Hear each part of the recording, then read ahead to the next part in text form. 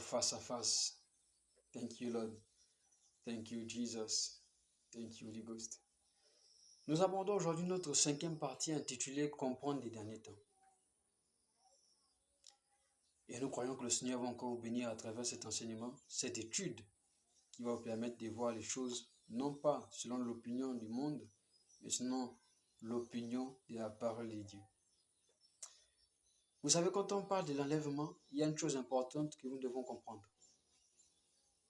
Sans cette chose, l'enlèvement ne peut pas se passer.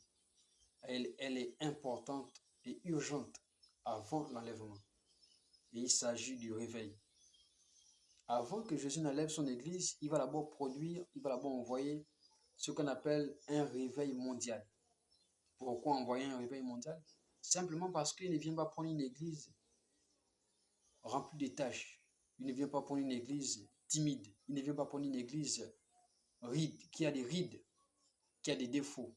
Il ne vient pas prendre une église qui est remplie de peur et qui vit dans la défaite. Il vient prendre une église glorieuse. Mais pour prendre une église glorieuse, il faut que cette église soit prête. Et donc la meilleure manière d'apprêter son épouse, qui est l'église, c'est d'envoyer un réveil mondial dans toutes les nations, où l'évangile va impacter le monde entier, afin que son épouse soit prête, et quand il vient, il apprend et il l'emmène. C'est la première chose qui va se passer avant l'enlèvement. Et c'est très important.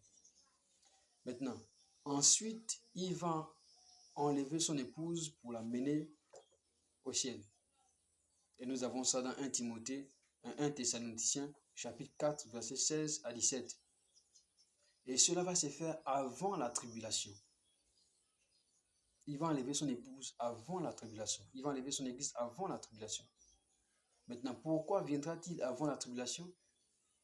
Lorsque nous lisons dans Luc, chapitre 17, versets 26 à 27, la Bible nous explique ce qui s'est passé au temps de Noé.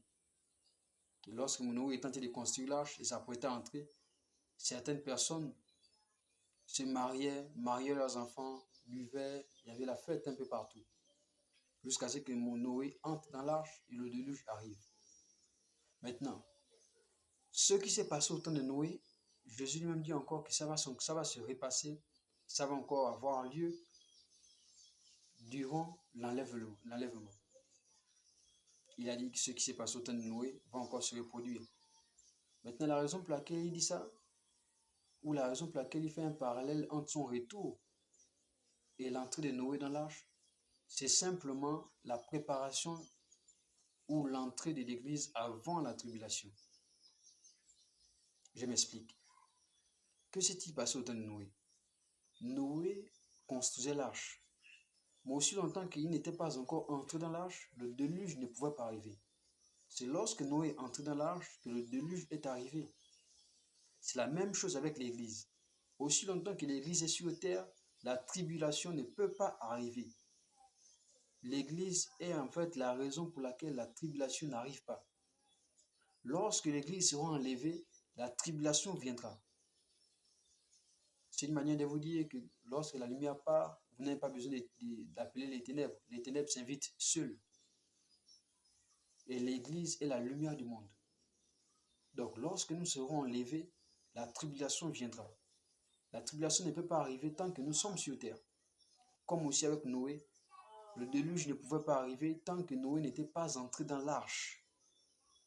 Et lorsque Noé est entré dans l'arche, le déluge est arrivé. Lorsque nous aussi, l'épouse du Christ, serons enlevés, alors la tribulation va aussi arriver. Maintenant, la question c'est quoi la tribulation? La tribulation dont parle la Bible, c'est simplement un traité. C'est une confirmation ou encore la confirmation d'une alliance pour la durée de 7 ans, comme le décrit Daniel, qu'il sera fait un traité de 7 semaines, d'une semaine. Et nous savons tous que quand la Bible parle d'une semaine, une semaine équivaut à 7 jours. Donc, soit la Bible nous parle de 7 jours, 7 ans ou 7 mois. Mais nous savons que ce traité va durer 7 ans. Ce traité va durer 7 ans. Donc, la tribulation, c'est simplement un traité ou encore la confirmation d'une alliance pour la durée de 7 ans, qui sera en fait contrôlée, qui visera en fait à contrôler le monde sur le plan économique, religieux et politique, et qui aura pour chef le diable ou encore l'antichrist et le faux prophète pour garantir la paix et la sécurité du monde. Au Moyen-Orient plutôt, excusez-moi. Au Moyen-Orient. Avec un système où vous ne pouvez ni acheter ni vendre sans être identifié à ce système. Mais en réalité, ces 7 ans ne seront ni pour la paix ni pour la sécurité, mais ce sera simplement pour la tribulation mondiale. La tribulation mondiale. Donc, la deuxième venue de Jésus sera pour détruire en fait cette tribulation que le diable a instaurée, que le diable a mis sur terre pour égarer le peuple, pour détruire le peuple, pour détruire le monde. Et nous lisons ça dans 2 Thessaloniciens 5, verset 8. Ça, c'est la tribulation. Donc, quand Jésus reviendra avec son épouse, parce que nous ne serons pas là à ce moment-là, quand il reviendra, ce sera pour détruire ce que le diable a fait et ensuite établir son royaume. Et c'est là que nous allons régner avec lui. Et nous allons le voir face à face. Aujourd'hui, on fait notre enseignement sur comprendre les derniers temps et nous croyons que le Seigneur vous a béni. Bye, face à face.